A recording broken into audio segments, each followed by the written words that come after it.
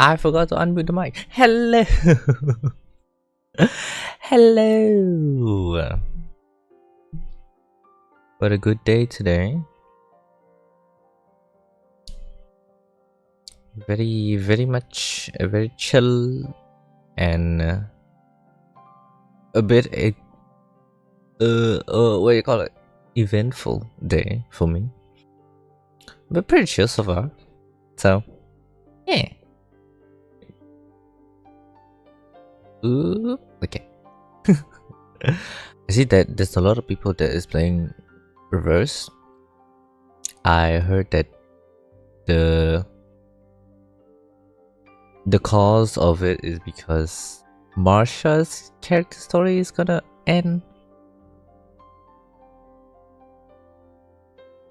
I still haven't finished the main story, so I can't say I wanted to play because some sources say that it kind of relates to the main story a bit, so I don't want to get spoiled. Yeah. Let's finish chapter 7, and hopefully, if it's finished pretty quickly, I'll try to do other stuff that doesn't relate to chapter 8, because I am not planning to continue to chapter 8 today.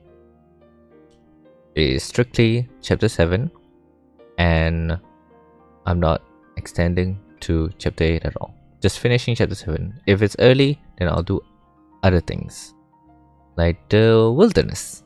Yeah, we can do that. Or the intelligent, the artificial something. We can finish that one. So yeah. Without further ado, switch to reverse. Do keep in mind that I bit my lip, so if I sound a bit low or a lot of sloshing around with words, then that is the reason. Okay, that's cool. I forgot to increase the volume for reverse again.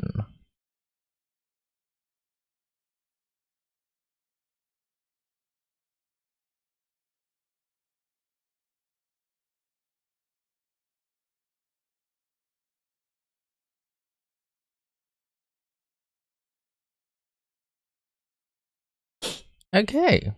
Oh, we got a mail.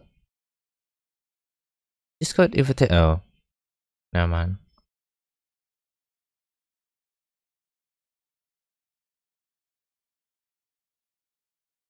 Wilderness. Let's claim all of those.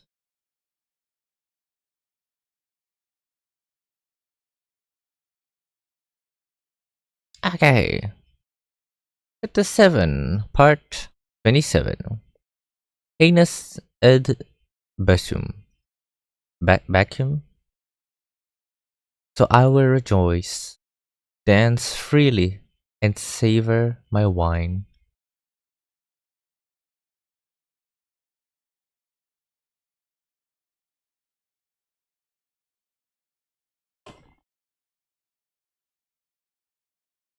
He's alive?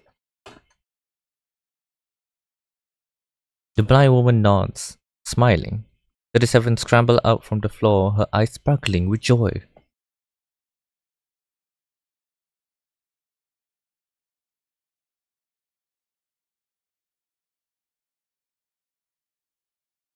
She skipped across the room, the paper with the knot on it still in her hand.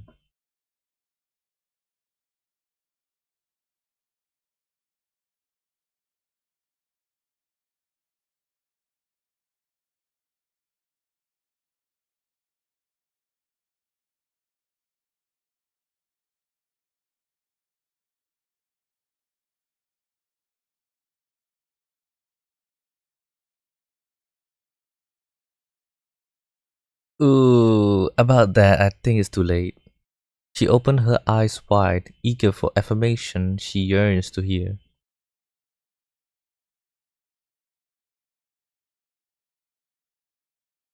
37 nods with satisfaction and quickly dived back into her work, further perfecting the solution. The leaps in progress and the news of Six's return have filled the lab with smiles and lively conversations. Yet the most active members of the past are not here for the celebration.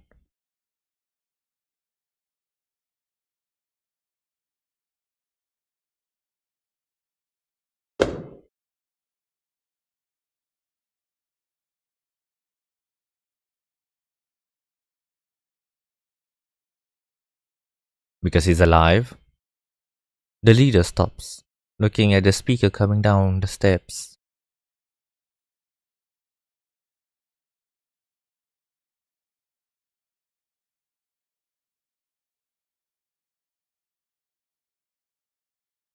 The leader does not answer.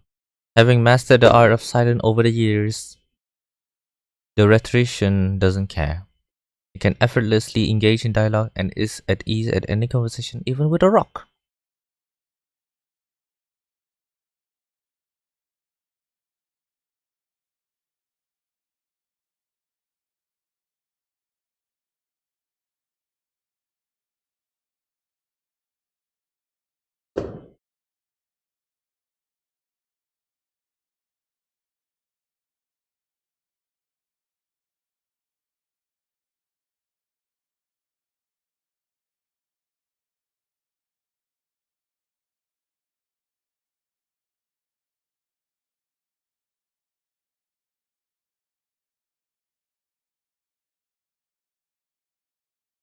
His tone is sarcastic, but the mockery is missing in his eyes.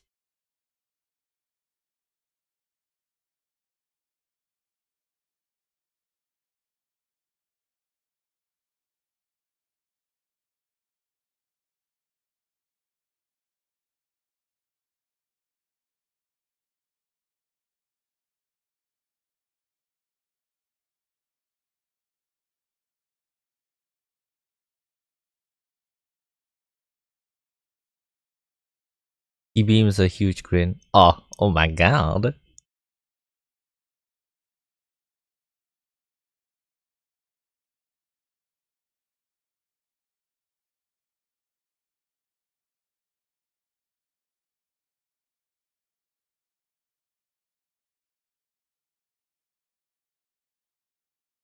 The man down the steps shaking his head.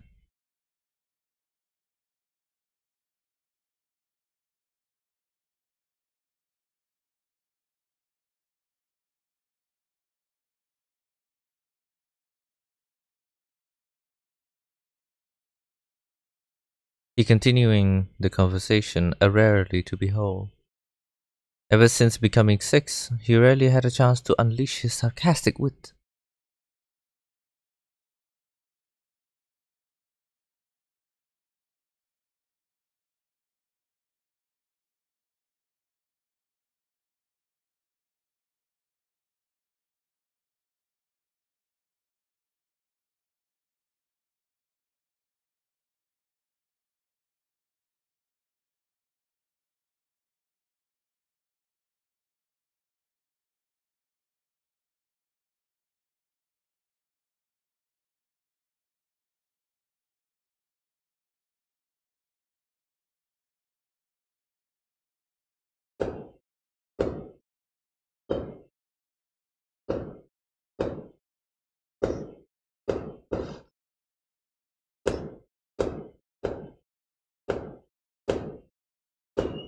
Ten looks up at the distant group.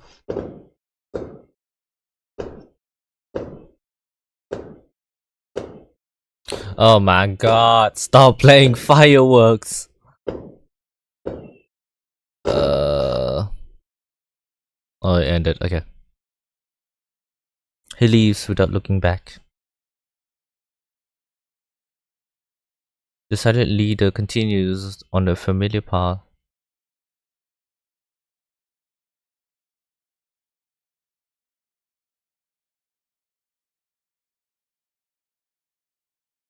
A short distance away, 37 slide gracefully down the sand and run towards him.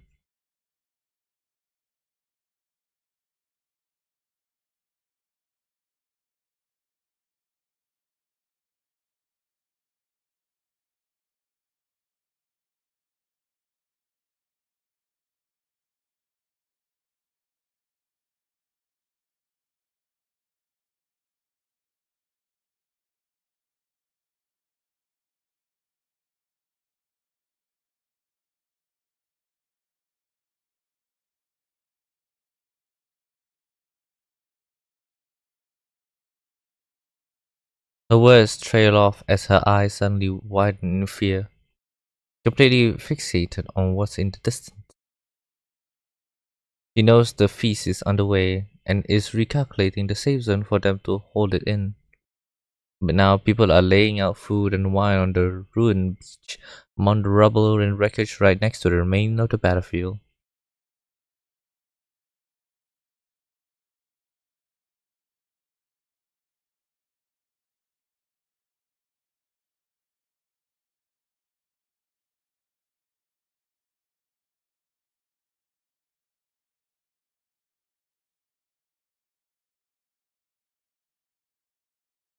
Her tiny arms are held back. Blonde hair droops over Six's eyes. 37 look back in confusion at the leader's unusual behavior.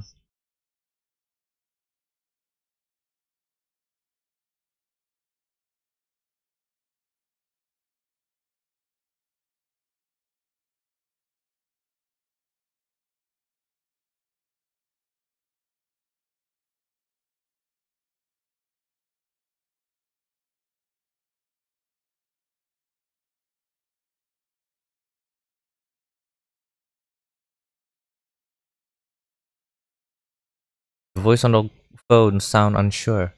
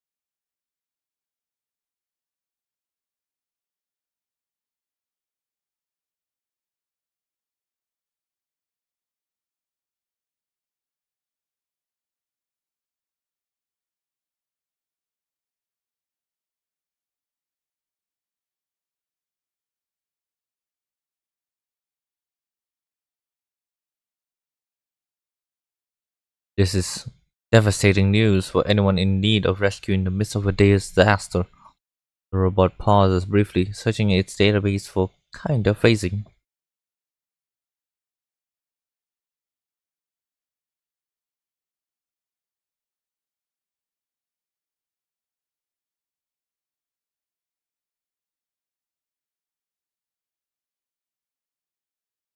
Surprisingly, there's no despair in her voice.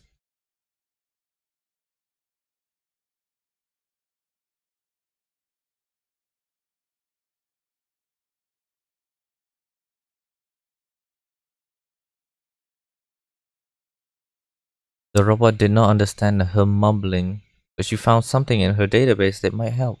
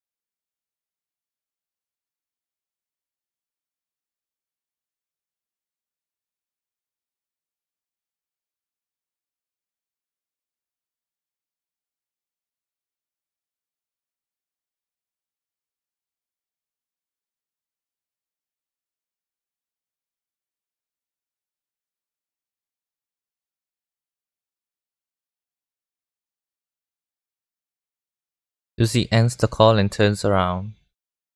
There stands a Foundation employee sent her here to inquire about the experiment with a stern expression after overhearing the conversation.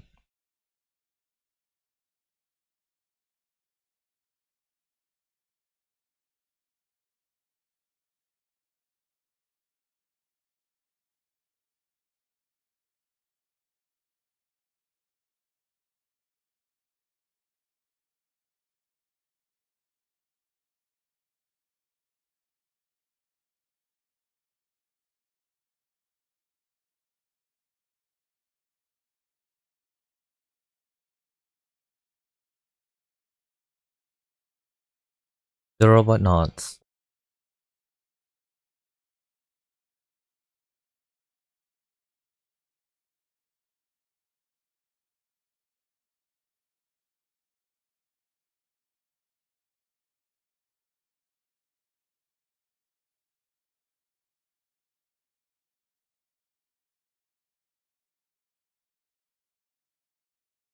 The storm is imminent. The final moment has arrived.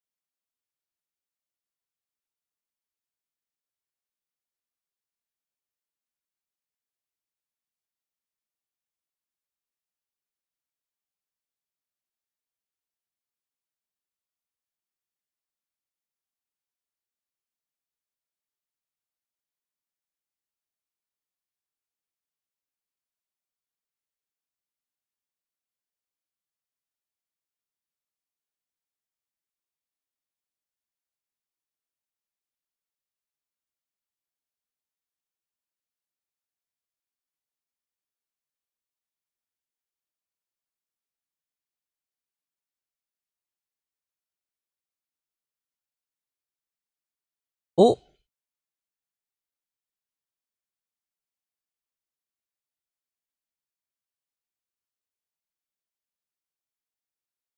The boy eases his pace as he sees Kakania rushing his way.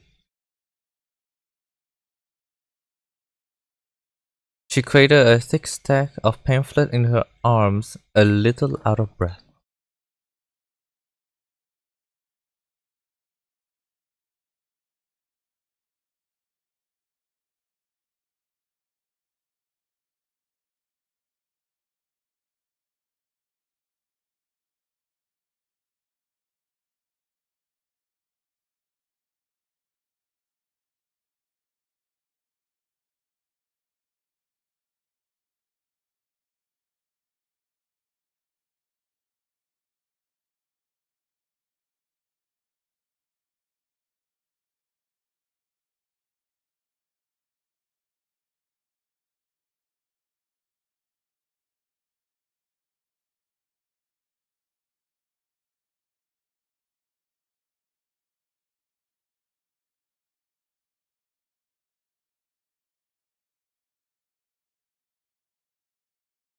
The boy recognized the plead in her voice.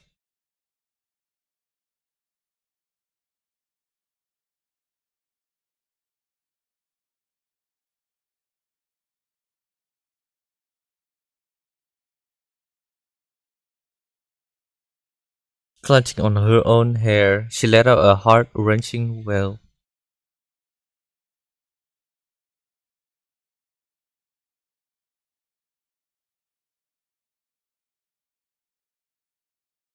She struggled, tried to break free from the arm holding her back, her eyes fixed on the beach before her.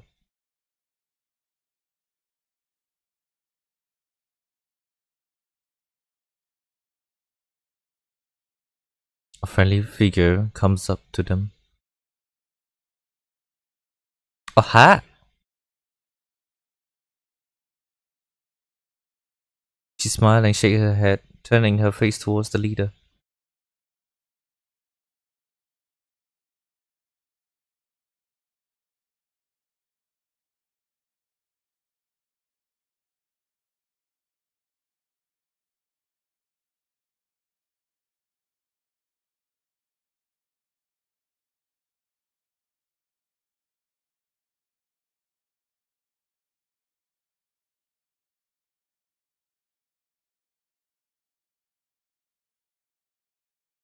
She steps into the path of no return.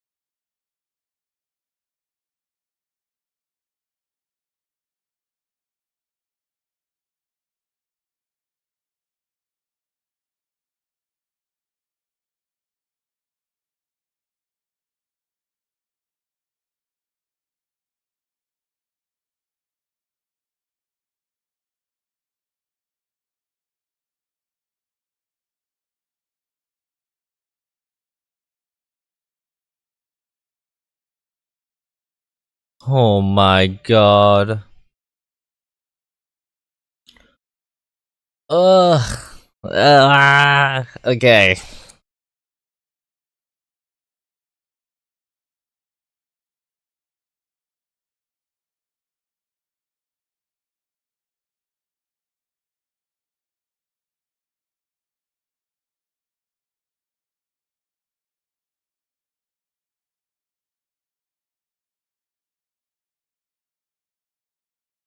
Indeed, it happened more than once.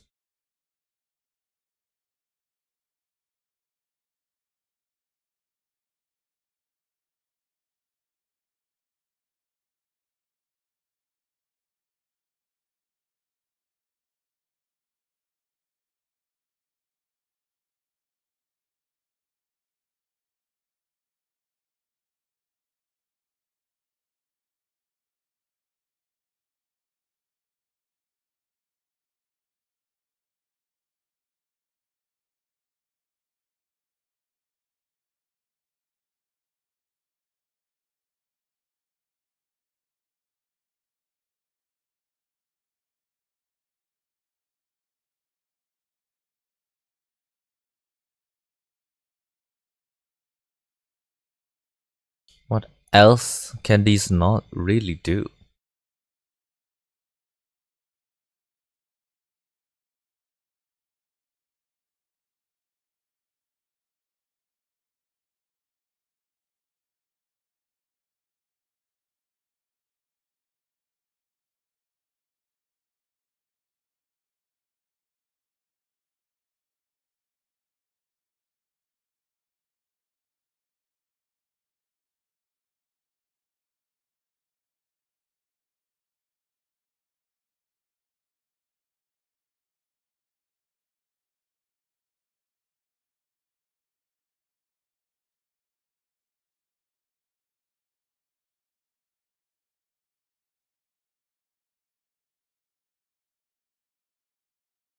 Isn't there something a bit more practical?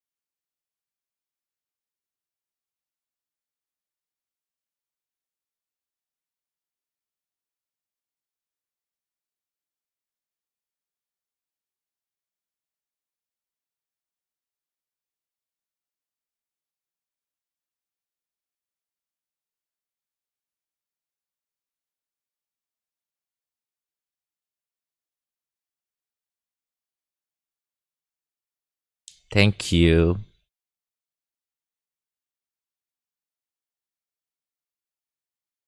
Part 28.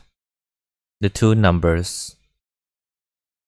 Two numbers, each representing a pure essence of its own. Okay, about this, I kind of made a mistake for the previous two streams of reverse. I accidentally used this wallpaper as my thumbnail. Yeah, I made a mistake. I'll probably change it for the YouTube one. Yeah, we'll see, we'll see. Anyway,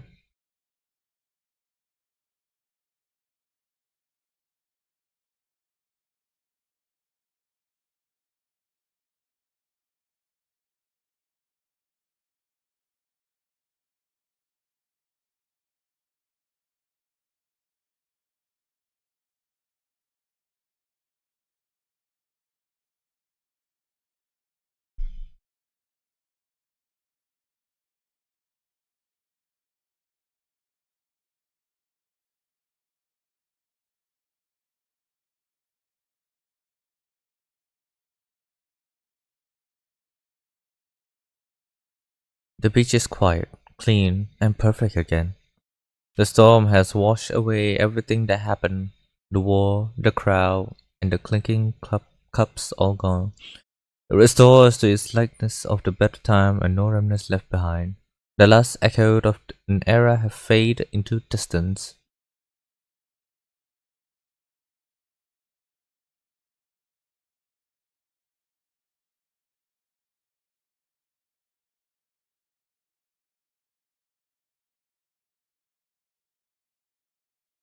A petite frame sways in the breeze until she finally crumbles into the sand.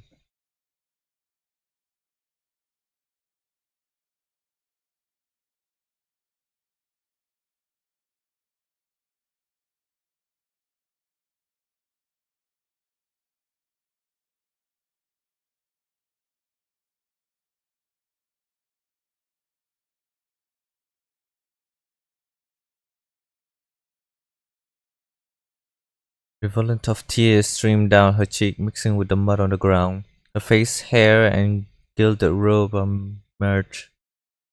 She showed no concern as she bowed her eyes out, her grieving tears to the core of her being, like the first cry of a newborn entering the phenomenal world.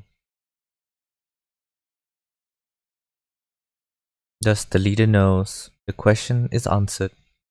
Rather than looking on, she has chosen to be practical, evolve, and suffer. And now the moment of parting has come.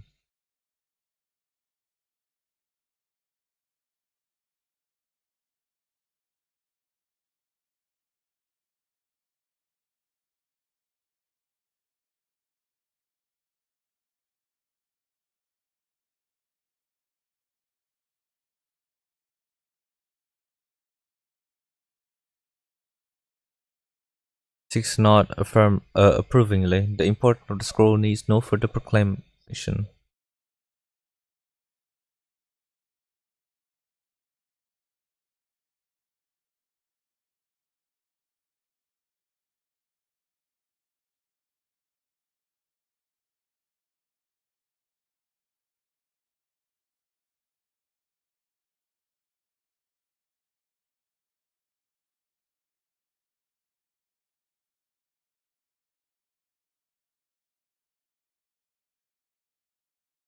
He turns around. Without another look at the empty beach, he starts walking back. Some believers trail after him without hesitation.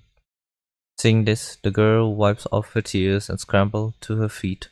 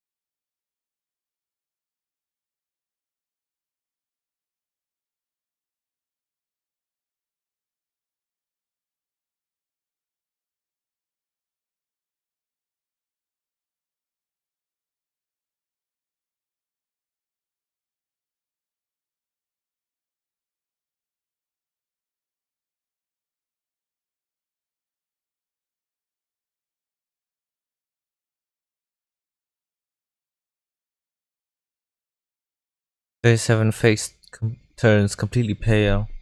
Six shakes his head, looking towards the setting sun.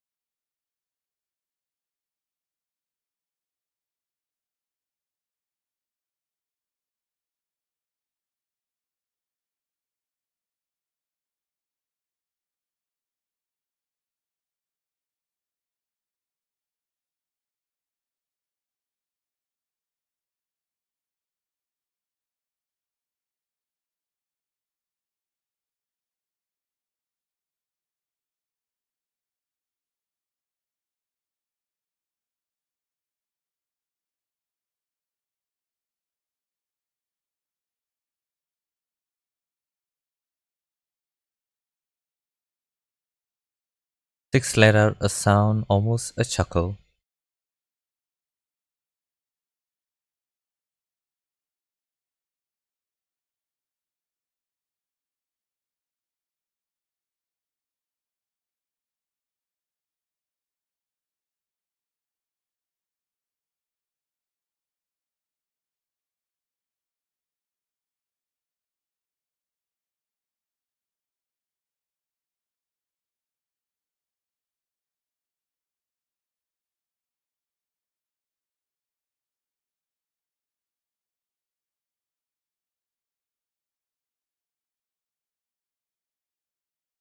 He turns again, ignoring the calling behind him this time.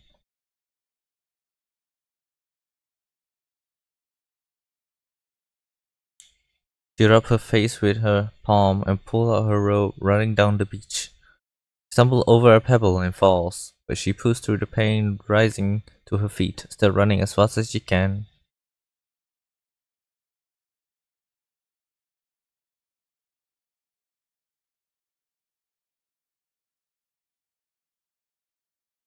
The man stops. He had not expected to hear that name. Numbers are the essence of one's soul, and the name are but echoes of the phenomenal world. He was born into his number long before he was given the name Atticus. 37 never once called him that name. He always valued the essence. Now here she stand, hair tangled with mud, knees bleeding. Oh my god.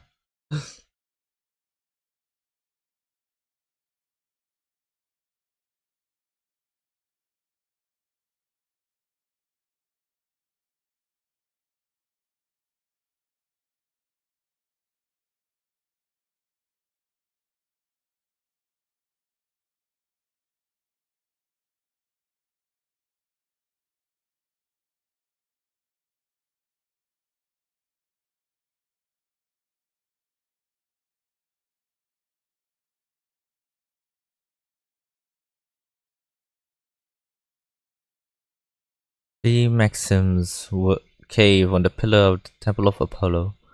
Know thyself nothing is exists, and give a plea and trouble is a hand. What can he say? Alleviation doubts is a leader's duty.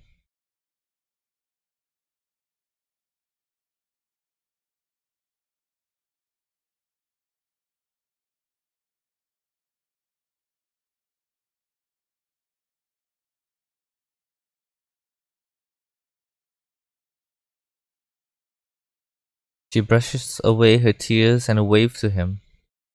Said a goodbye, but it's no longer a devastation.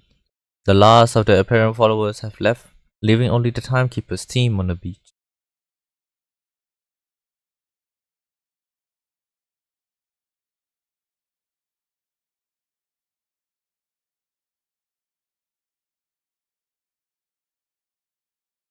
The girl's shoulders are trembling.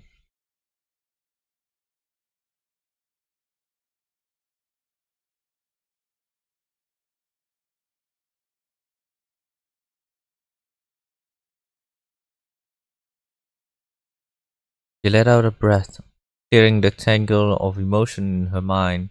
A familiar smile lights up on her face.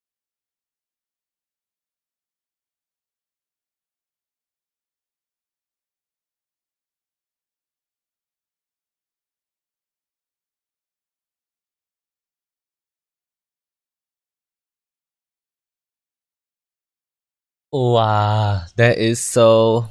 Mmm. Atticus, huh? What a name. Part 29. The Umbrella and the Knot. May not be important to remember an era. It's important to remember the people. Before we start, I need to go to the toilet. Oh, sorry. Bathroom. Be right back.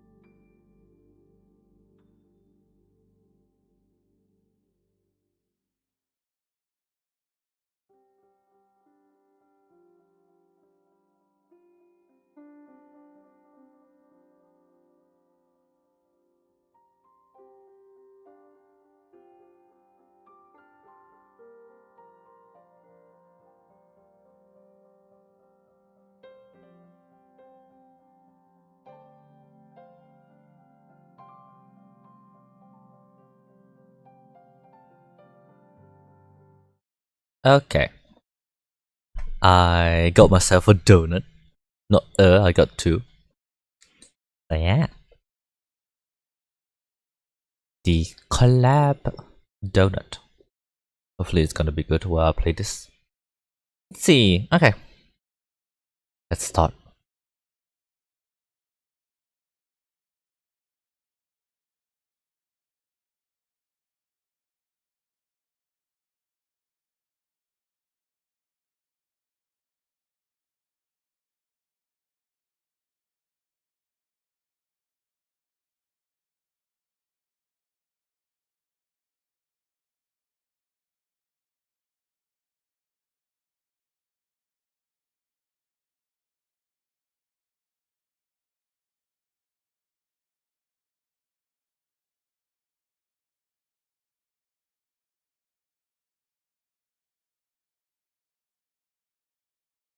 Oh, the foundation.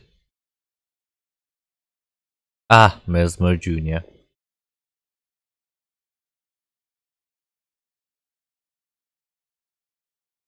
Mesmer Jr. looks worn and tired, but her demeanor is still somewhat friendly. Dark circles are clearly visible under Mesmer Jr.'s eye, just like every Laplace member encountered today.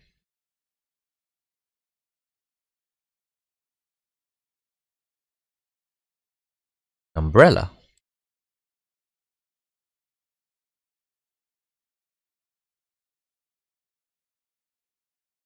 An umbrella?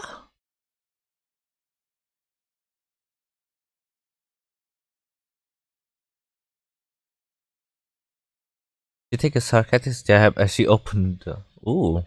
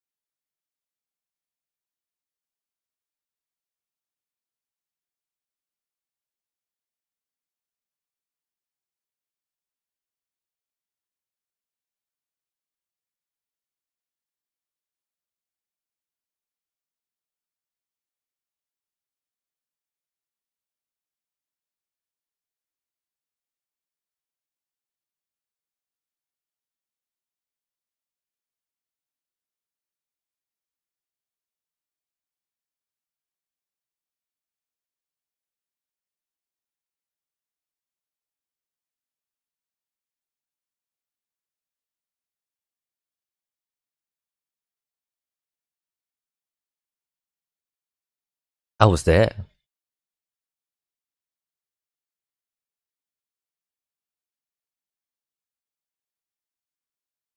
Oh!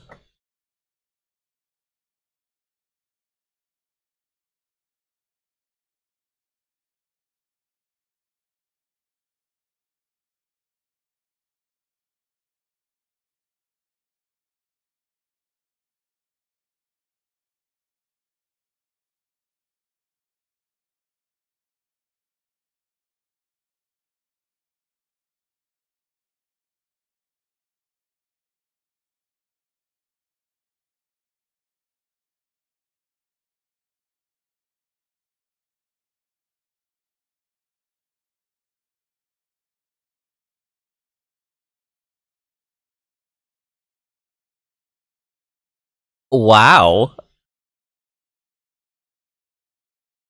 Ah.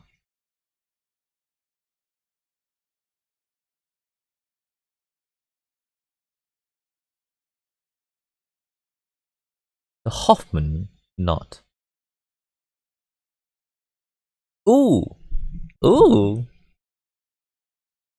Oh!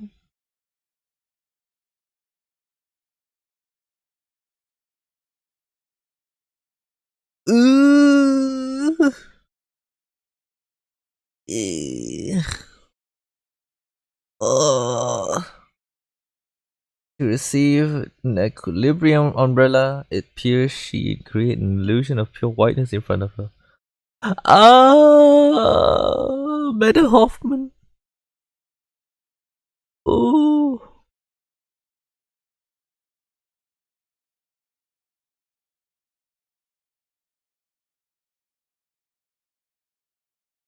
Oh my god.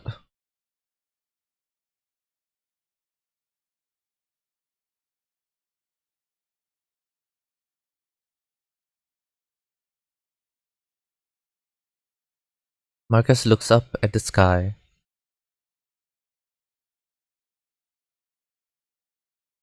With the umbrella in her arm, she bows to the Foundation staff member. Then she turns and walks towards the light.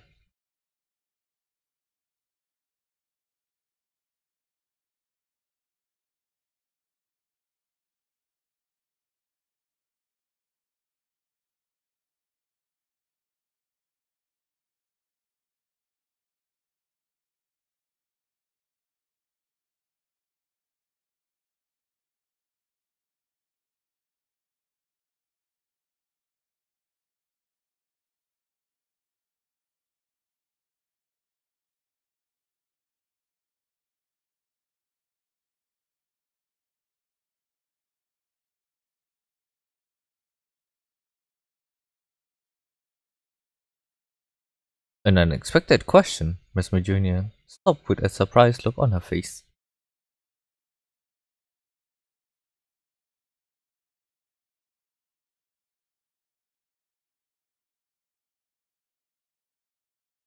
Miss Junior interrupts.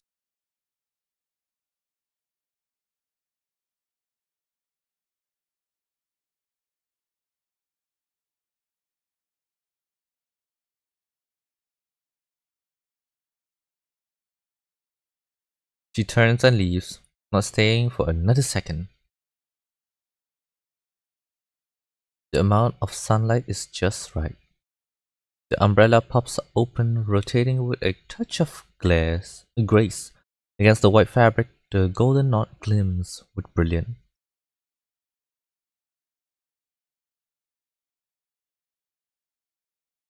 What a beautiful knot.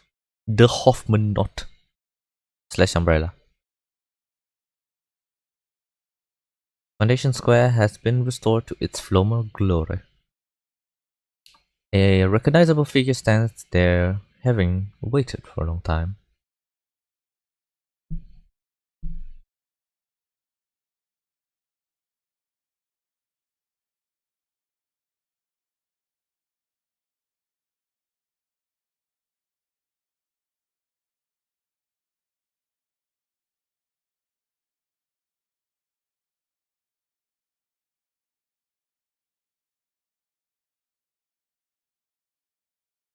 Oh, I forgot the ship.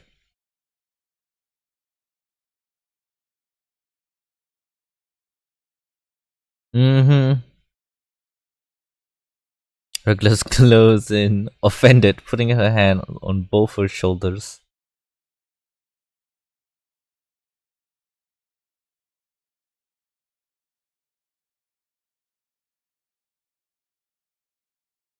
She twirls a golden medal between her fingers.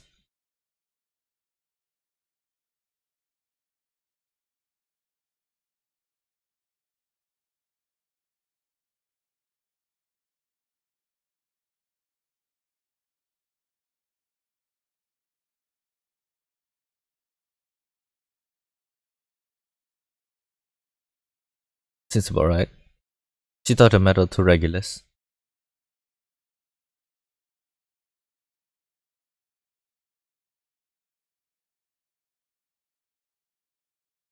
Regulus brings the medal to her mouth and takes a small bite.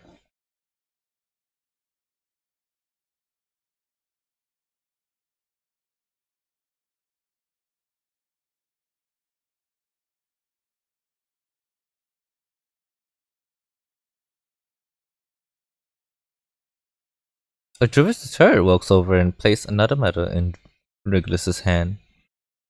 Like Lilia, she was rewarded for helping to deliver the scroll.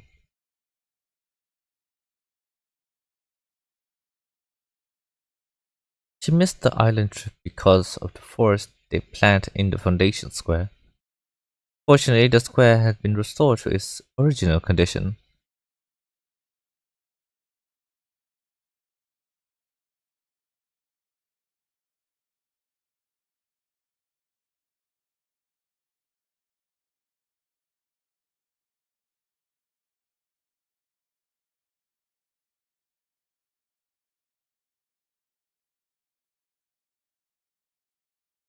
They need more vegetation. The reunion is cut short by the pirates cheering.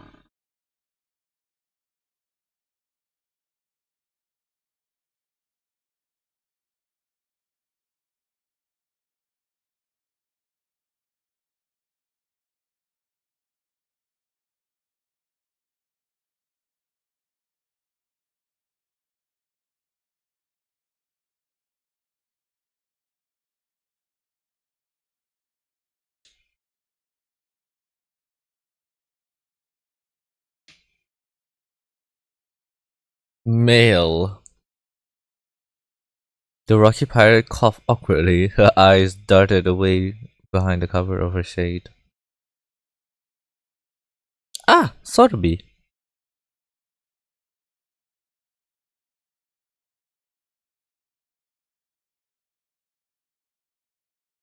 Regulus rejoiced at the sight of the little lady, tearing a will wearing in her eyes. She stretched out her arm. Sotheby immediately get the message.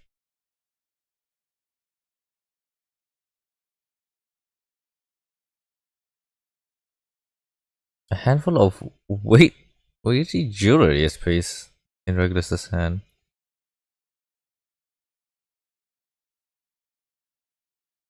Regulus wrapped her in a generous bear hug, moved to tears, praised Sotheby, the most charitable woman in history, the revelationer of the pirate community, the prime sponsor of the ingenious alchemist. The letter runs over panting, waving a stack of stamped papers in her hand.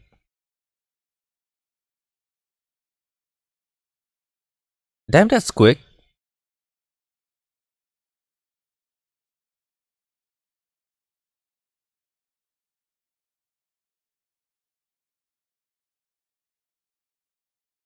The trees sway in the breeze and the sunlight streams through the leaves. It's a fine weather to set sail again. Oh, I mean, it's not bad to have a spare.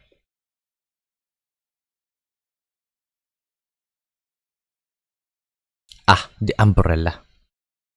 Notification on receiving the Equilibrium umbrella. Special notice to all. The prototype of the first generation personnel storm immunity device, commonly known as the Equilibrium umbrella, has been completed and validated through Miss Lucy's testing. Thank you all for the contributions and sacrifice. Everything you have done today will be forever remembered in our history. Special thanks. This in alphabetical order. Abigail, Adler, Afra, Alice, Miss Lucy, Miss Lucy, I can't say her. Miss Lucy should be the first on the list. But it's in alphabetical order. It's only fair. Adler sure got lucky with his name on this one. Oh well, he deserved it. I'm off on vacation. I'll treat everyone later. Remember to come along.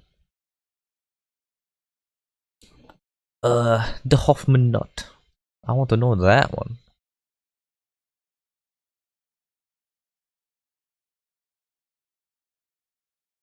Look at this map. All of these are connected. Amazing.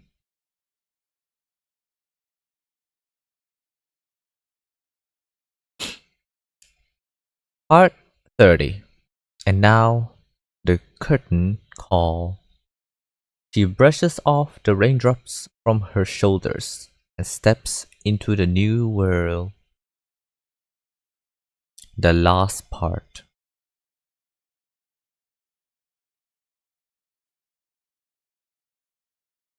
The youth are sailing for a new world, while the old are saying goodbye to the world they knew. Officer Director Laplace.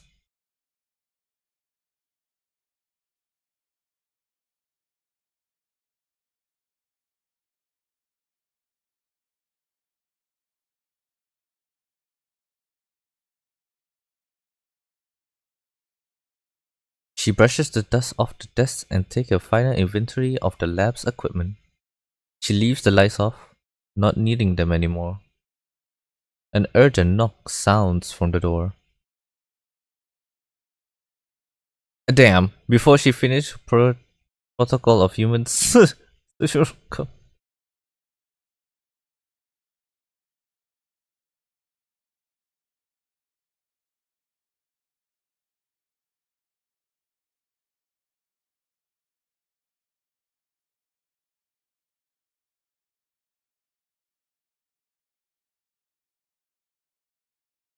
Enigma pounds the table, sending the dust from the experiment into the air.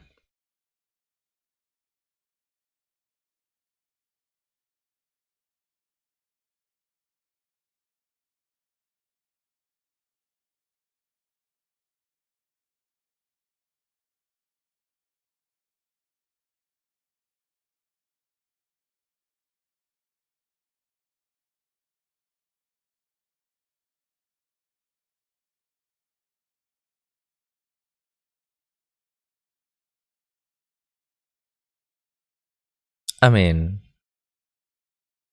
true.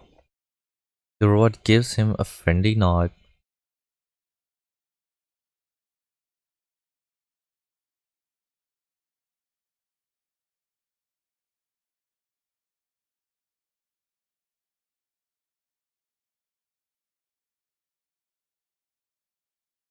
The documents have been filed away.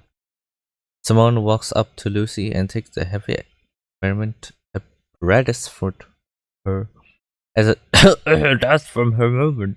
Enigma let off a cough. Oh, the dust.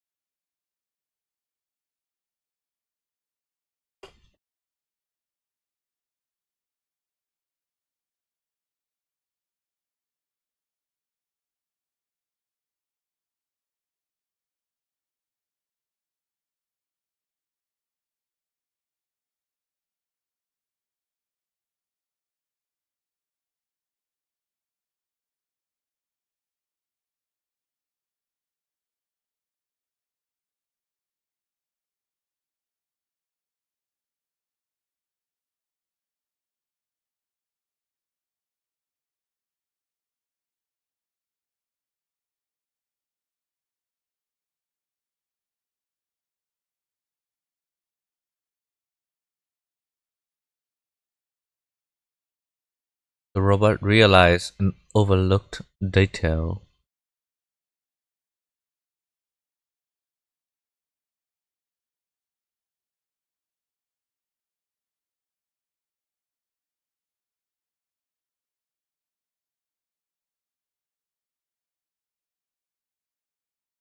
But Enigma does not pick up on this realization.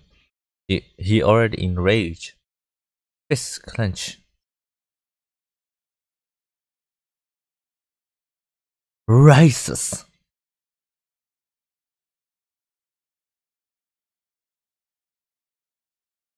Sexist.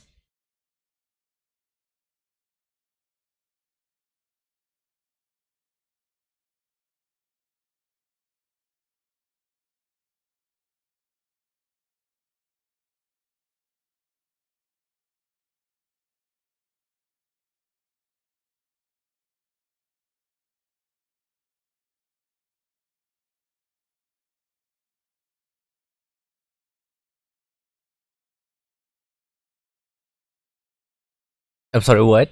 What?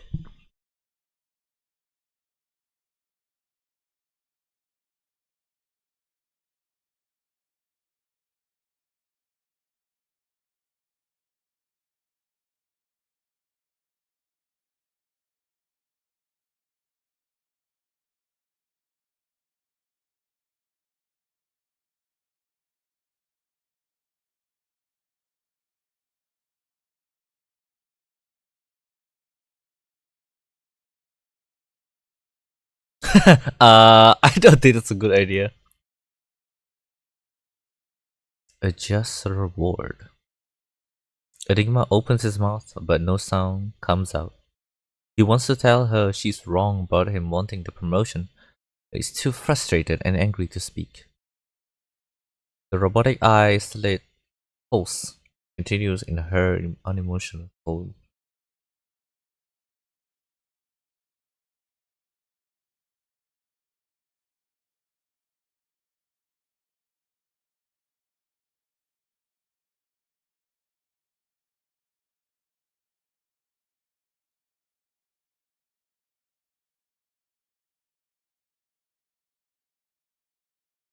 Clearly, she shakes and sighs, deeply remorseful of her subordinate's behavior.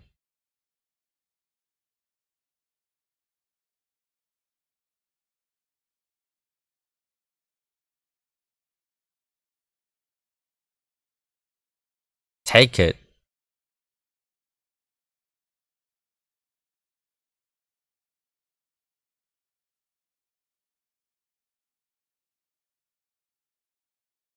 A valid concern. Scheiße. Enigma is caught in a feist battle with his principal and his duty, but the robot doesn't notice this unimportant detail. She nonchalantly walks over to the chair and runs a final battery check.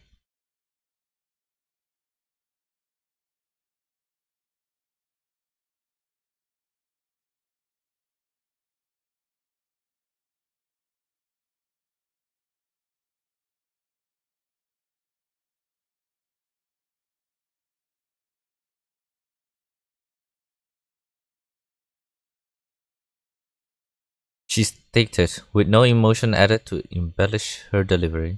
Enigma's mouth falls open in shock. Meanwhile, the robot just keeps on talking.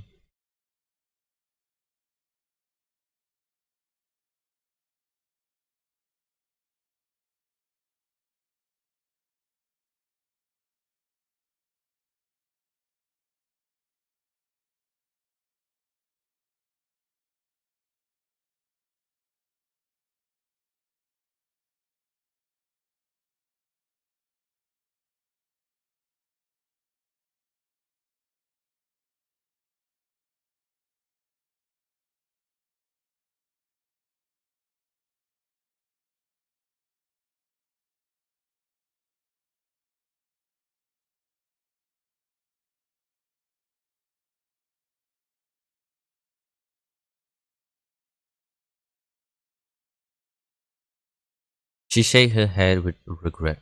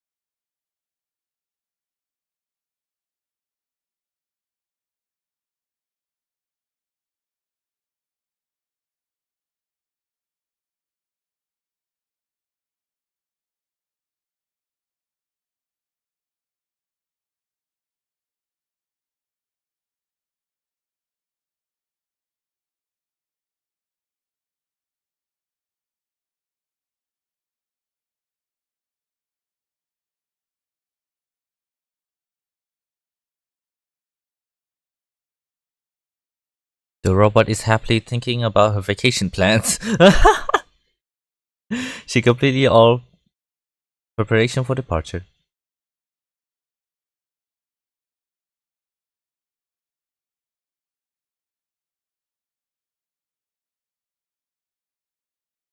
A stack of report is handed in front of her.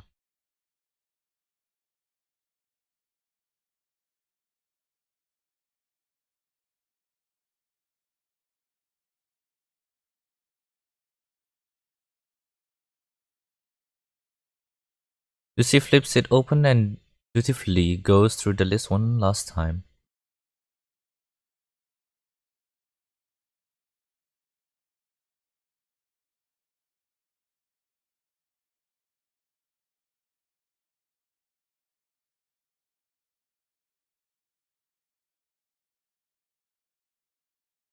She hands it back to Enigma, but he does not reach for it.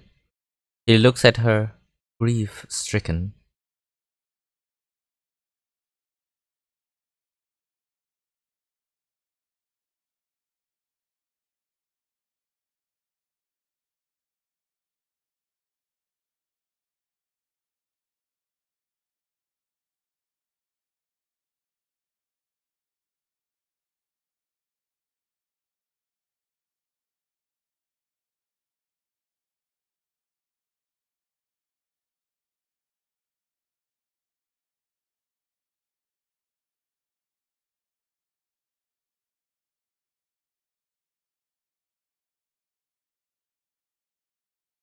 Moving closer, he asks grimly,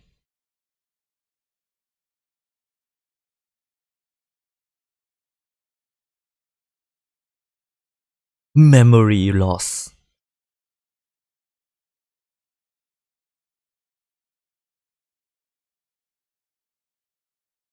The robot does not answer, a rare occurrence. From her side, Simone gently takes the file for her. Go on your vacation.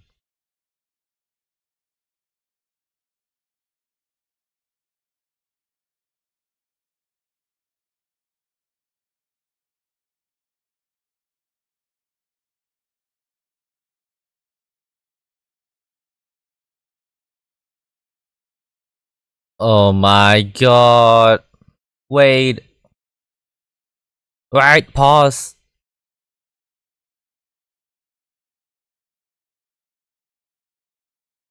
Stop, Enigma. Stop. Stop.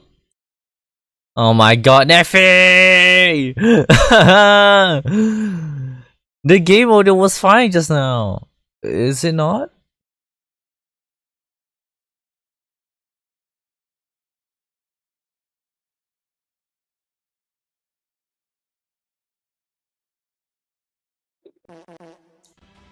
Oh my god. It was fine just now.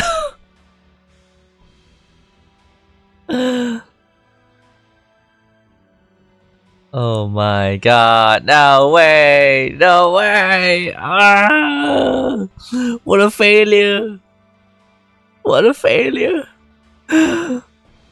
No. No. This is devastating.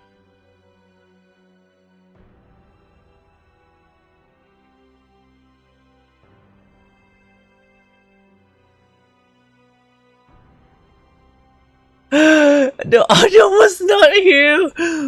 Oh no, from the start, no. Oh.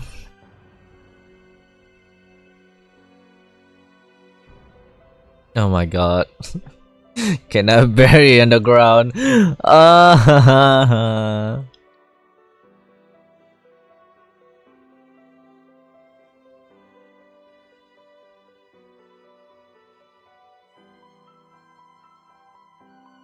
Okay, give me a sec.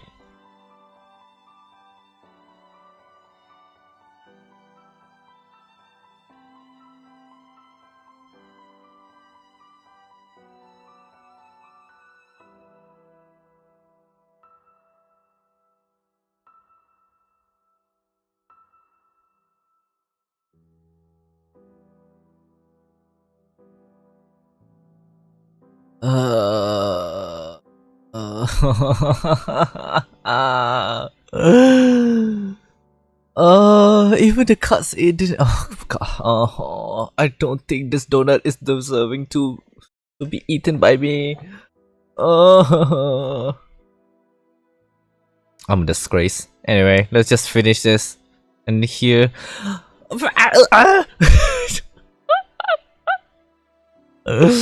Let me just finish this. I can probably just edit the audio in post, I guess. Oh my god. Still an amateur streamer, huh? See, I knew.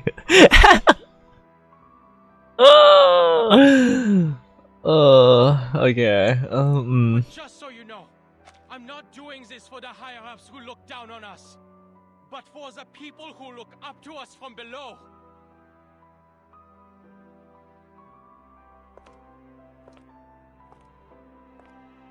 The footsteps continue in rhythm. Her duty here is done. Then another voice comes out. Madam Lucy! Ulrich! The corridor are bustling with people. Researcher, clerk, directors, and security. Every Laplace employee is in the corridor from bottom to top floor. The same voice shouts. All attention! Salute! Paper litter the air like snowflakes. Everyone say goodbye to their own language, in their own language, tossing files over the railing. The countless drafts, designed and formed from the past 24 hours, rain down. They were created for the storm, and have completed their mission. Just as did the robot. Simone, why are they throwing papers at me? Are they rejecting me and banishing me? On the contrary, madam, they are showing their reverence. Oh, I see. The robot is without a face and emotion module today. So she turns away from the crowd. The sunlight dances in her metallic surface, enveloping her in a golden Let us aura. go, Simone. I miss the Laplace Chargers already.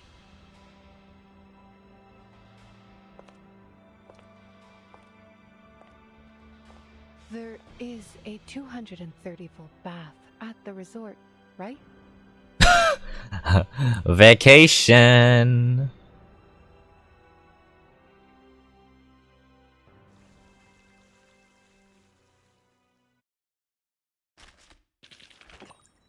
Oh!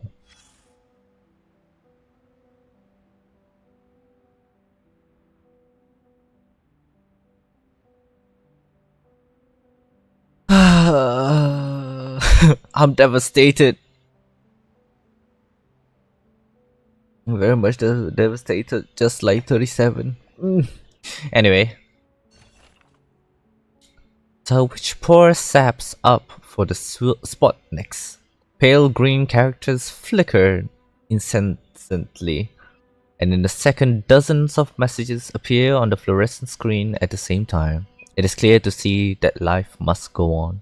Read the content.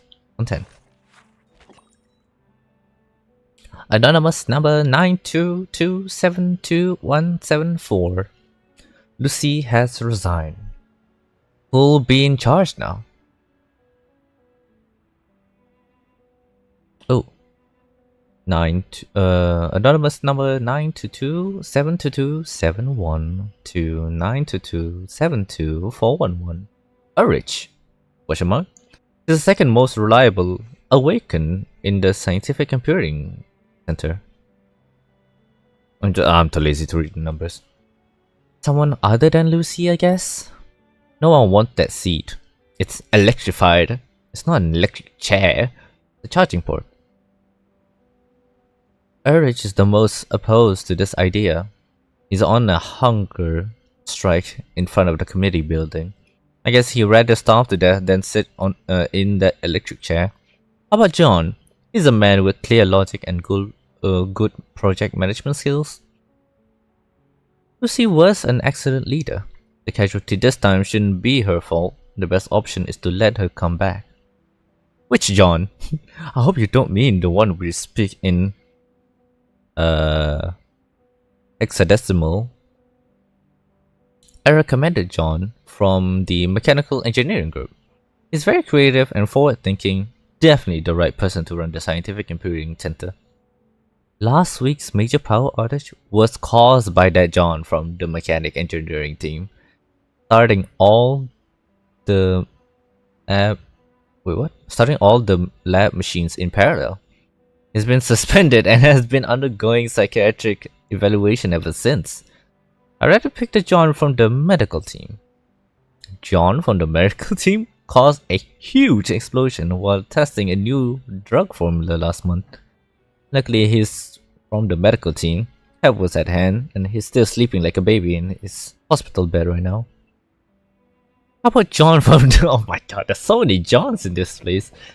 How about John from the theoretical physics lab? His projects are absolutely safe. There's never been any danger, and there won't be any in the future. And he only cares about logic in all things. Simply the perfect candidate for the man in charge. John from the theoretical physics lab applied for a transfer a long time ago. The only person still hanging on to that group is probably Adler, who forgot to transfer his files. So Adler is indeed currently the best theoretical physicist in all of Laplace. No need to even add one off. In the entire scientific and computing center, we can't find a John suitable to take charge. Isn't there a John with the judgment, execution, and long-term scientific vision of Lucy? One will unconditionally support our research and even be willing to approve funding for X's strange invention or new theories on the study of ley lines.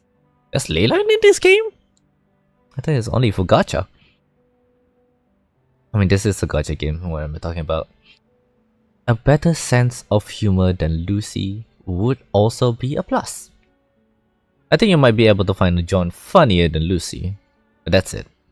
My suggestion is that we all join Urge in preventing any politician John or placeholder John from being put in that position, and on the basis, demand Lucy's return. Good idea. See you in front of the community building. I'll bring a few deck of cards, and can someone tell me why we're only considering Johns? It's the John. The super something John.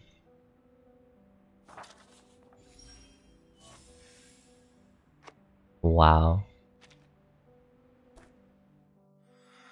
Ugh. To the new world.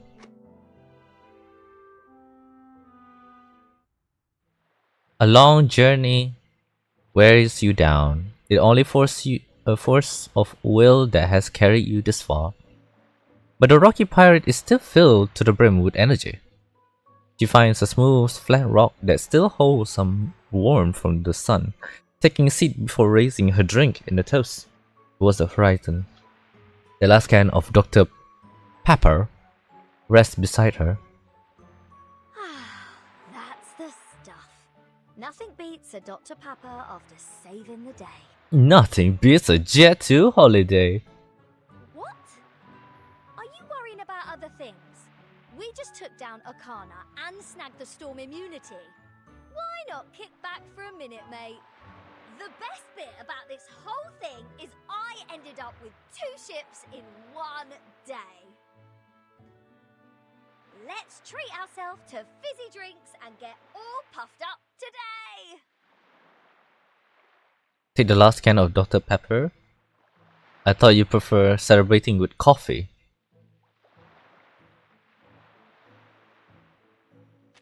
Just take it. Why wouldn't you celebrate? There's no earthly reason to decline such a kind offer. Divertin! It's a fine respite. As she said, there is nothing stopping you from enjoying the refreshing flavor of the bubbling soft drinks. What does the great Rocky Pirate think of this voyage? Do you think we'll ever make it back to our own time? I have to go and text the Dr. Pepper. That one. Glad you enjoyed that. If you ever want more Dr. Pepper, I'm here for you.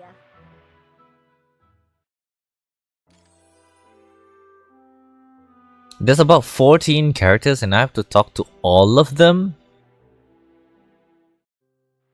A genius has decided to leave behind her orderly and familiar realm to dive into the chaotic current of a world. She stands on the beach, lost in her thoughts, the wave gently lapping at her feet. Stands beside her. Virgin? She notes your arrival, but her eyes are still fixed on the sea. What's wrong? I'm calculating the perfect time to set sail. I know a person who only speaks in numbers. What do you plan to do once you leave the island? I should get I should just leave her. I really want to just leave her. You know, let's just ask a few questions. Be more considerate. This question is unresolved. The outside world is too murky, too distant from the essence. My mind becomes clouded and dull, limiting the power of my arcane skills. But maybe I can take it on as a new project. Make this... Oh. I think it will be a lot of fun. Sophia will love it too. If she comes back. If. I doubt she would, but if. Who knows? I should get going. I think we'll meet again soon.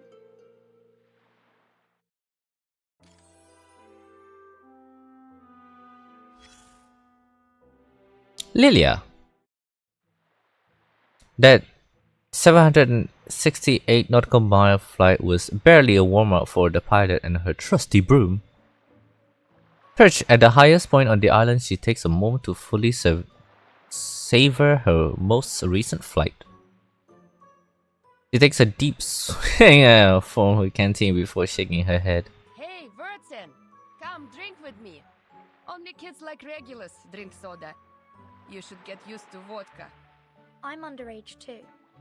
Sheesh, you were never the model student, but now you sound like one.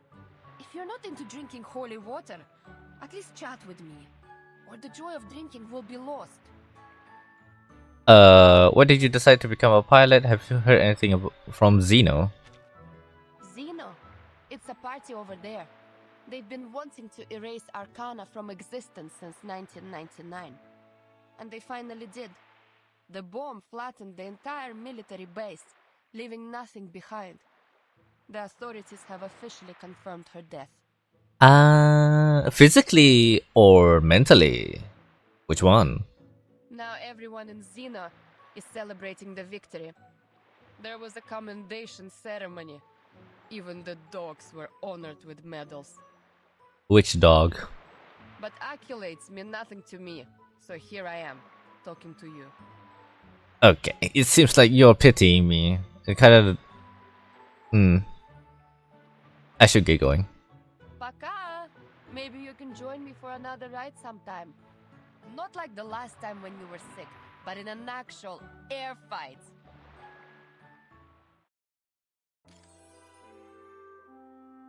Okay, 10 more people. Can I be right back? Can I actually be right back?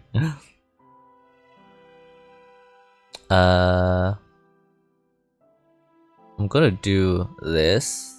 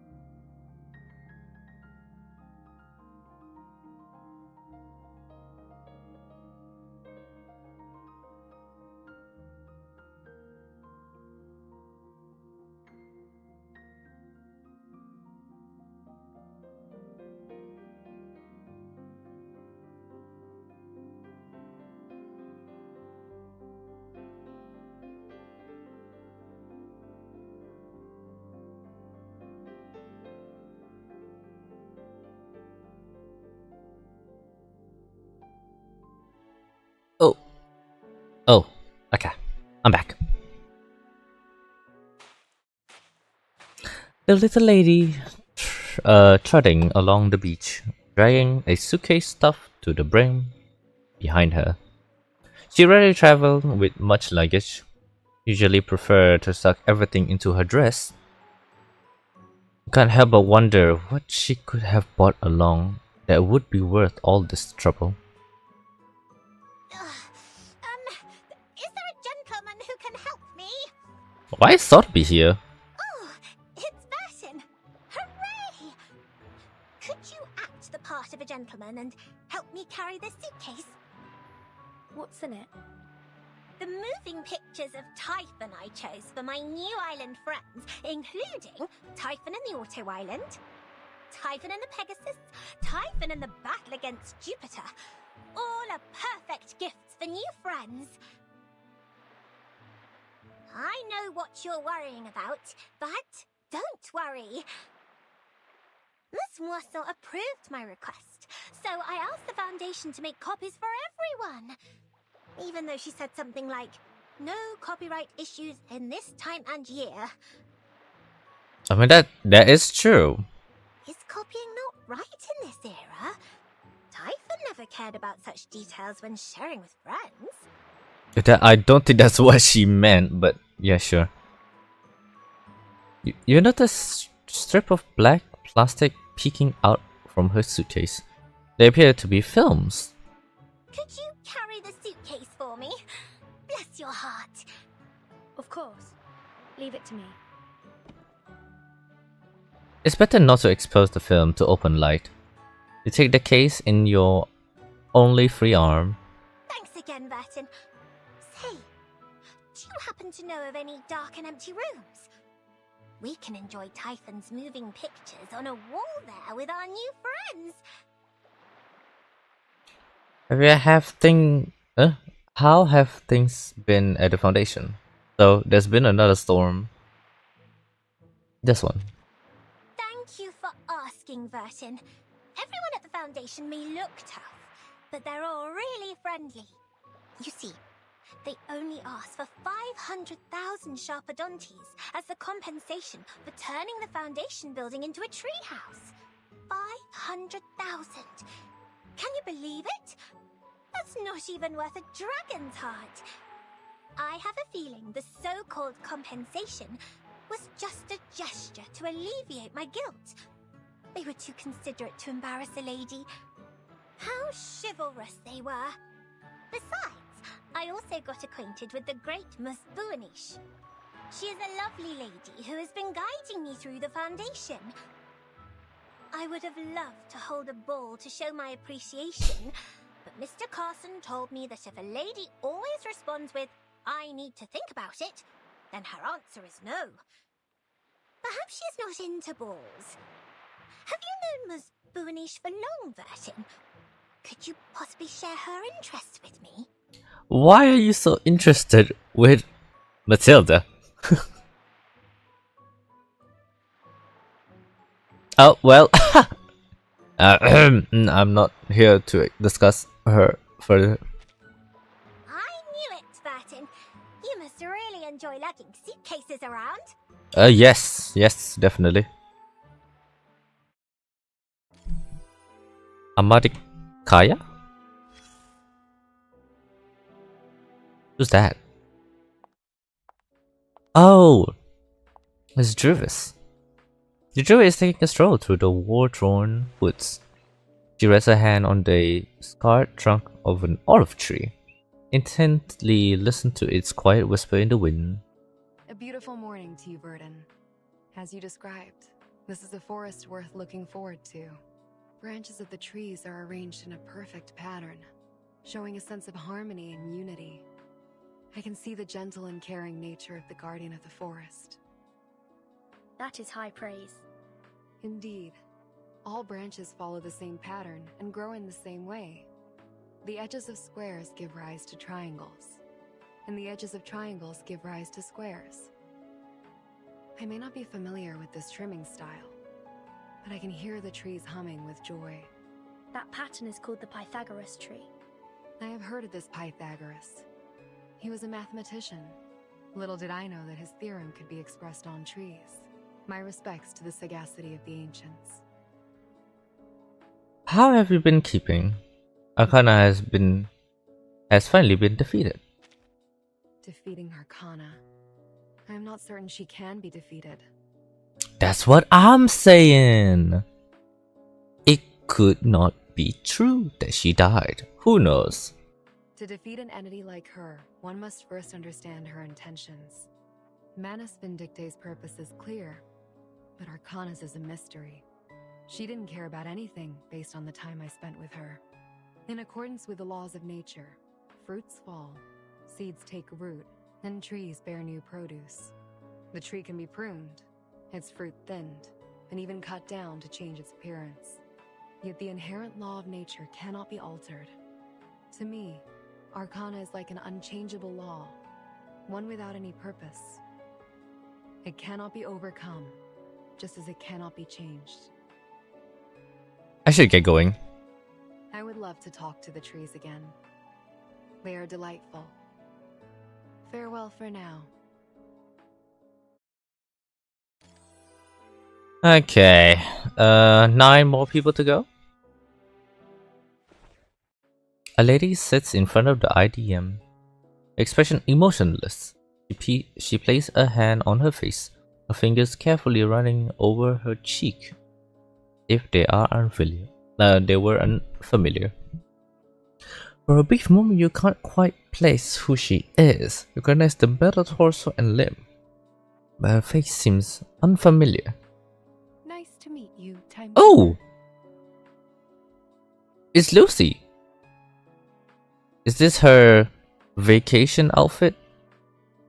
I have intended to visit you, but training interfered. Forgive me for meeting you like this instead. Training? Yes, training. I was instructed to leave Laplace and go on a vacation.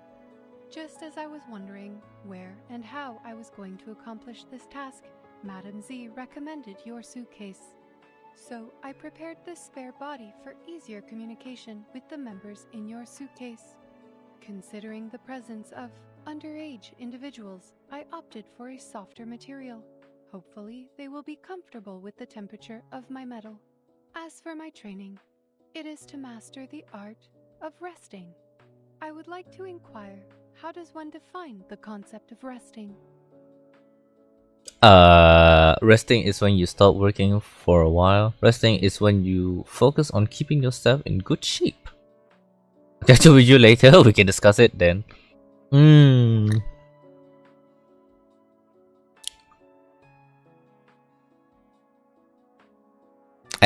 Hey, why are you helloing? Are you helloing to that robotic woman?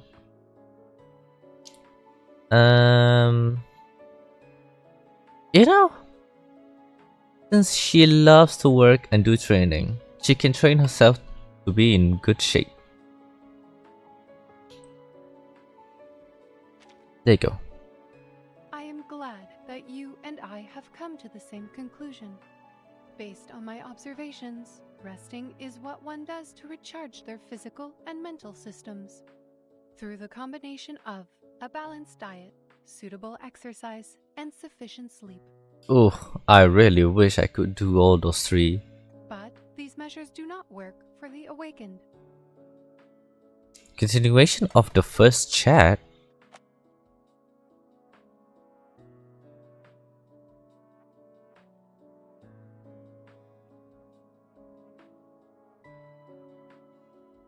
What? I don't know. I require no sleep. My sustenance is electricity, and exercise quickens my deterioration. I suppose the closest definition of resting is the continuous charging of electricity. But from your perspective, can this not be categorized as the sin of gluttony?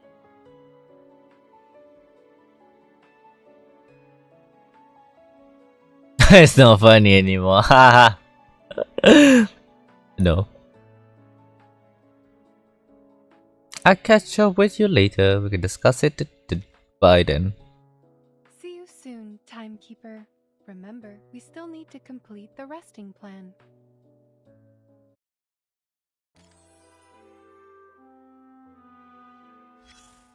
We're halfway there. The IDM has completed its mission, but its screen is still lit. Someone is still on the line. It's a 7-letter word. The second letter is A and the third letter I. Oh, it's Enigma. Failing, failure, jailing, painful. No, not these. Open your mind. What about Rainbow? Good one. Then the 6 is O, the start of opportunity. Wait, who's talking? There is no one around me. Is the IGM talking? Are you an awakened one? Oh, he's gone crazy. This is Vartin speaking. The timekeeper? I was so relaxed I forgot to check the microphone. Most of the staff is preparing funerals for the deceased. If you have anything to say, I'll pass it on. The crossword puzzle was pretty pessimistic. All the plus being with Lucy gone, even though she's beside me. She dumped a mess on Ulrich and I. Of course she did. The research team will become its own department and focus on studying the equilibrium umbrella. And Ulrich and I are going to head it. Once he's done with his hunger strike, we'll have to decide who's going to be in charge of all the boring stuff Madame Lucy couldn't be bothered to deal with. Stuff like politics, getting along with people, and working with other organizations. I must say that Laplace is being overly technocentric here. They couldn't find anyone else to head the department, except for this unsociable researcher, and this awakened thing that can't even show emotions like a normal person. The social scene at Laplace is going to be a disaster. I'll leave you to your puzzle then. So were you just here for small talk? I was told it would help with my resocialization. Thanks. You should talk to Ulrich more. Argument is a good thing when you need socializing. Is that Mesmer Jr.? The Dream Builder stands perfectly still still by the sea, unaware of her surrounding. A sack of gilded white umbrella lies piled at her feet. She keeps her weary eyes shut, her body swayed gently by the sea breeze. Put a jacket on her. It's hot. What the hell? Please move these people out into the hallway. This room's turning into a sauna. Shimmering sweat builds on her forehead until she slowly begins opening her eyes. Burton, thanks for the jacket. But I doubt anyone will catch a cold in this weather. It's a beach. At sunset. There's a high chance of wind. That's where the cold comes from, but okay. It's been a while since we saw each other outside the Foundation, hasn't it? I should probably thank you for the extra work you're causing me. Finally, I have a chance to escape the daily grind and enjoy some fresh air. Even though some of the Foundation staff are starting to see me as your go-between. Whatever. It's nice to get away from the screaming patients once in a while. Here, the equilibrium umbrellas you requested. Have you ever considered a different job? How have Laplace researchers been since the curse? They are managing, but unfortunately, some were beyond saving when they recited the incantation. The survivors were impacted in 2 different ways. Some looked fine on the outside, but their minds were definitely unstable. Of those people, some were just tired and having a bad day. I put them to sleep. There were also people who were severely deformed by the curse. They had changed so much that they were unrecognizable. These patients quickly adapted to their new appearance and began to enjoy scaring their colleagues. Sometimes their pranks would go too far, and the traumatized victims would end up coming to me.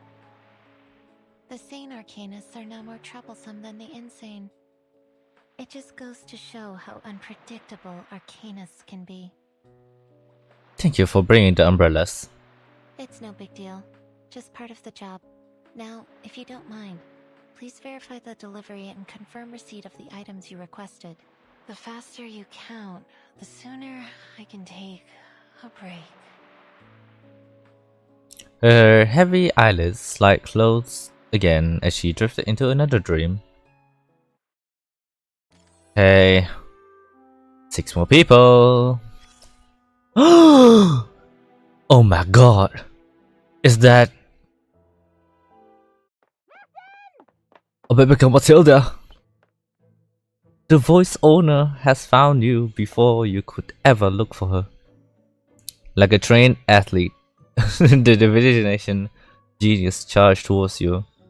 Her orbicular secure under her arm. Aha! Finally caught you! Think you can hide from me? Did you really think you could sneak off to the twist ball without the knowledge of the monitor assistant Matilda? Twist ball. You can't fool me. The lovely Sotheby has given away the details of your plan. What plan? You should feel lucky that I'm soft-hearted and generous with other people's mistakes. Now, if you invite me to this ball, I will forget about what happened. What ball? There is no twist ball, Matilda. Do you really expect me to believe that? She sees the genuine look on your face and her confidence starts to waver. Do you mean that? Was Miss Sotheby pulling a prank on me? Maybe she's trying to ask for a date, who knows? Perhaps she forgot that she was supposed to hold the ball. So no one was left out. Elle ne va pas se lancer dans une danse du twist fou. You'd better be telling the truth. I hope you will come up with a more tasteful event next time. Okay. And be sure to invite me. As the monitor assistant, I am obligated to be there and supervise. Of course. The important Matilda. You're welcome to join us. There could be a party if you like. I never said I wanted a party. Uh-huh. Unlike you, I've been keeping myself occupied as the monitor assistant. And I already have plans for my next holiday, and I will be visiting my mother in the one after that. Let me guess. Is it in June? If you want me at your party, make sure it is scheduled after my family time. Wait, no, it's not June, it's August. Wrong month. Would you mind excusing me? I'll catch up with you soon. Which is not another ball without me, I should hope. You're cleverer than this 13. You know you can't fool me. I will be watching.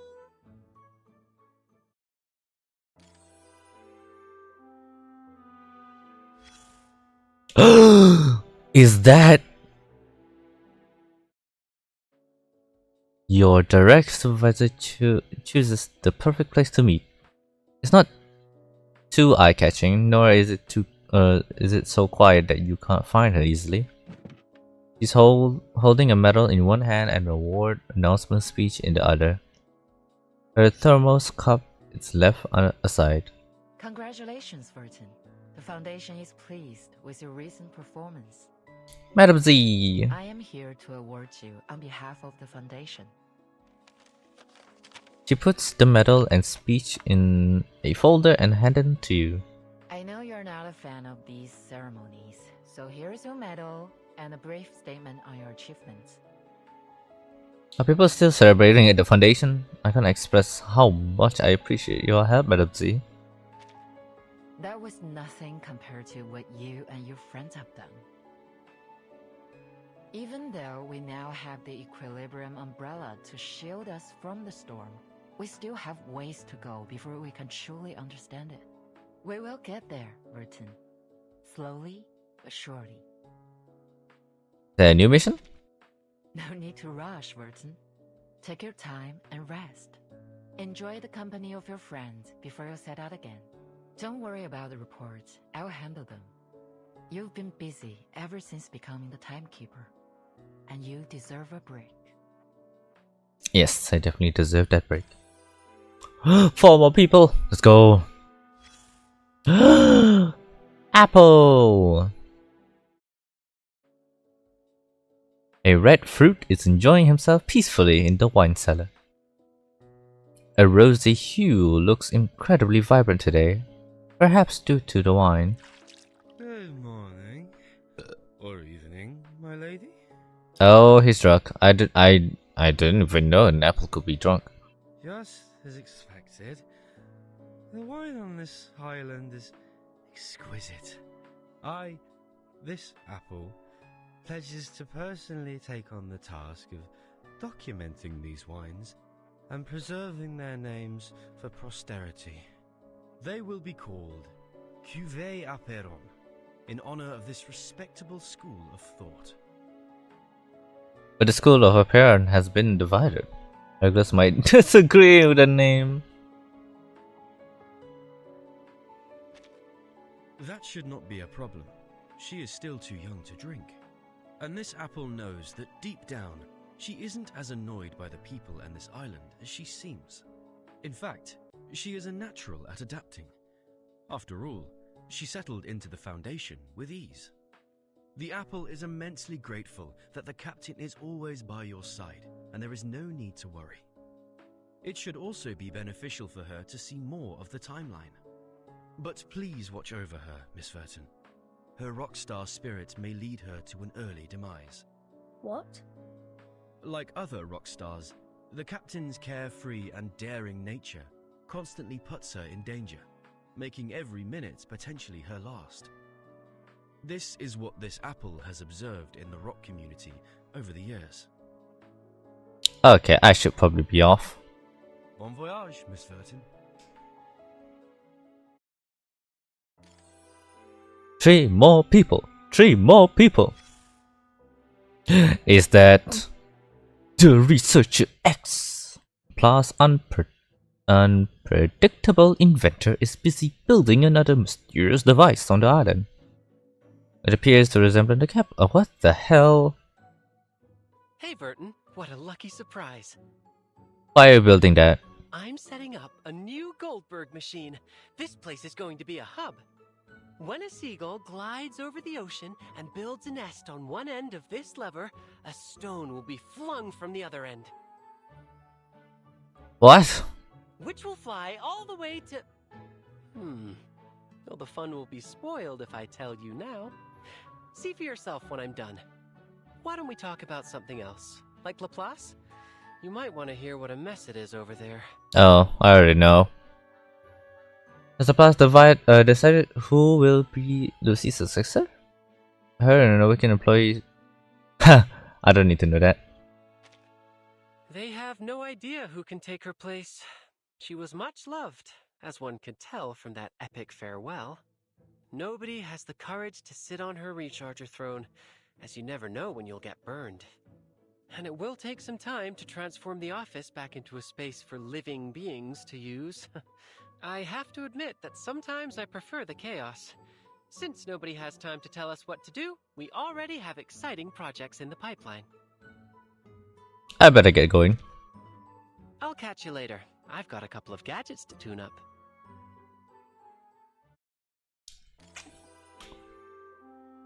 Wow. Ah, Senator. You know, your chief assistant will be here, just like she knows you'll come looking for her. It's been ages since you last saw her in anything other than the Foundation uniform. That's how you know an actual holiday is finally here. Good morning, Timekeeper. We have finally completed all of our assigned tasks. Oh my god, that looks like a very comfy outfit. The Foundation gave me a break, but I don't know what to do with my free time. Would you mind if I spent some time with you? Certainly. We can chat a little. Her tense shoulder falls with relief. Thank you, Timekeeper. I wanted to talk to you about the mission we just had. Especially about Sophia. Sorry, this is about to sound like a work report. I'm not very good at small talk. Can you start the conversation? We meet Sophia again. What's your plan moving forward? Oh, Sophia. Yes. As enemies. I I could not understand understand her motives. She was one of the most devout believers I knew. So why did she turn her back on Aperon? She knew Manus Vindicte never cared for the lives of others. She witnessed the suicide attacks carried out by Manus followers on the island. She experienced it all firsthand. I know that their intention was to provoke war, and the invading soldiers must have had their assistance. The islanders were thrust into war, their beliefs shattered, and their vulnerability then exploited by the Manus, who welcomed them with open arms. I feel frustrated, like I've lost another debate. I knew the right answers, but could not articulate it. I had to watch them die without being able to convince them otherwise. I wish I didn't lose this debate, Timekeeper. Sorry, I have other things to attend to. You can think about that on your vacation. It's okay, Timekeeper. Don't let me keep you. I'm not going anywhere. We can talk later when you have time.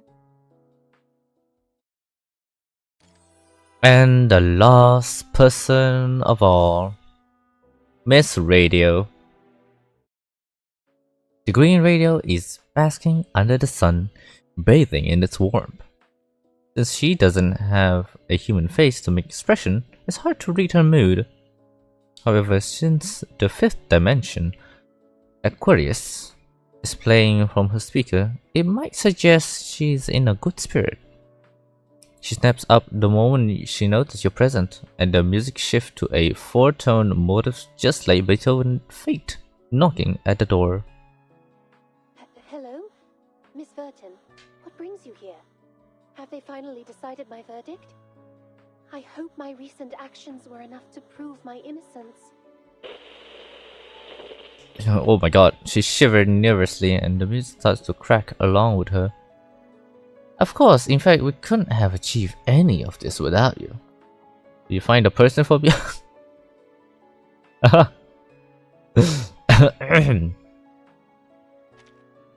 Really? That is wonderful news. I am relieved to hear that I have been helpful.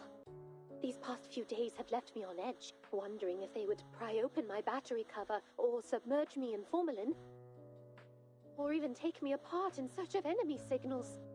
Thank you for your confidence in me, Miss Verton.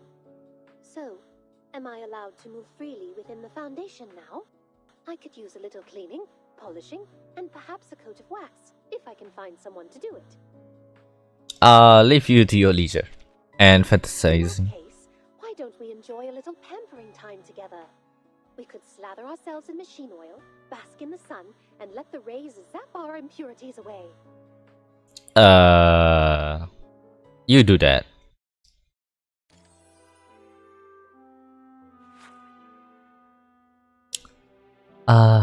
Claim. And claiming Sonetto's new outfit. Emotion in tranquility.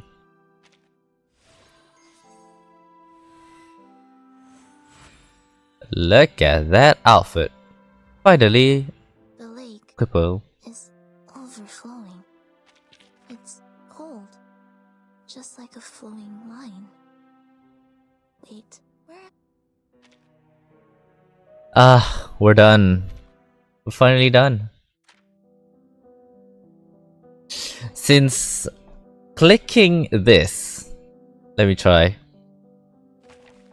Okay, it just opened this. Since we finished The Living and the Rest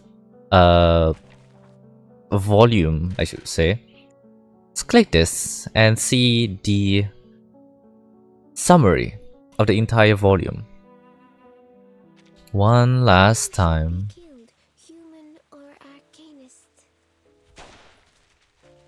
Which past do you want to return? The past with the right order, of course. It's you. And this mutation has turned money into food in people's eyes.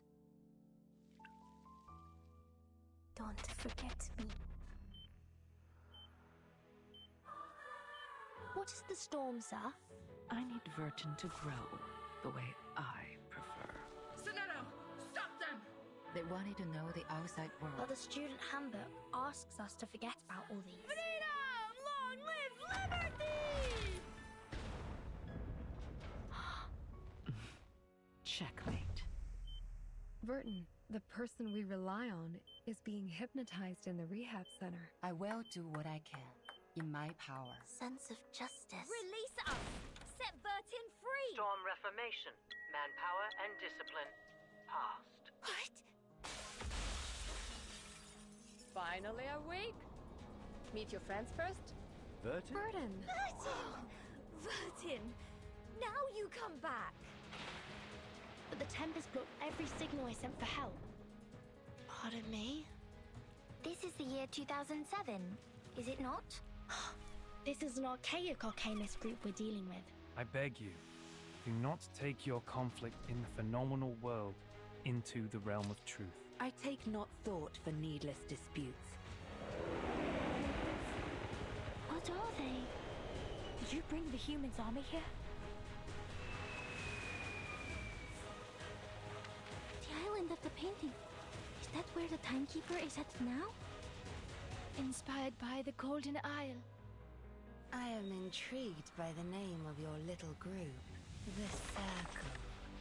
I can't let the clues end here! I read the storm immunity ritual! We did it! In other words, we will all be taken by the emanation? I shall die today. What was that? Stop the transmission! The ritual is wrong! No. And this is what you call a promise. Is and not. The oldest, fastest, and most basic ritual. The key to braving the storm. But people have a right to try before doomsday arrives. Why aren't you stopping them, Six? Ah!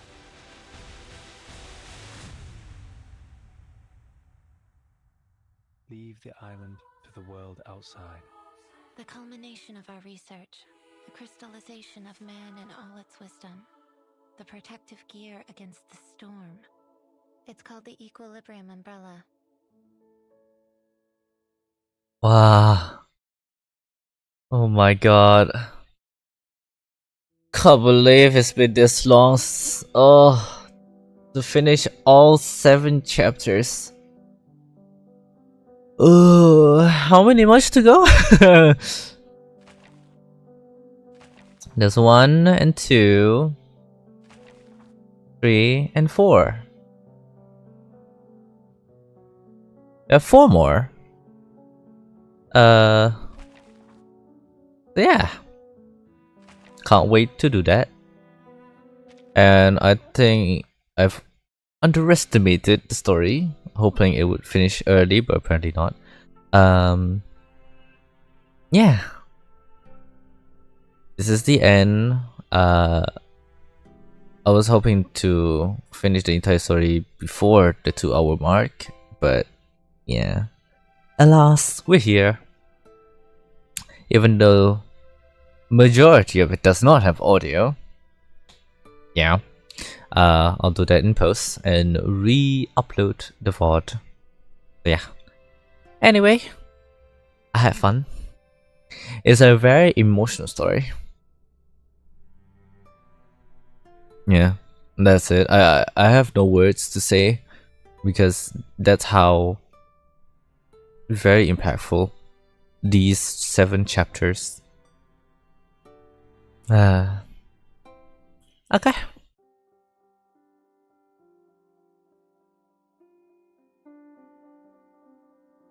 I have to go.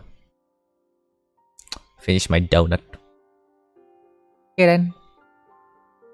Bye bye everyone. Have a nice day. Nice night. Bye bye.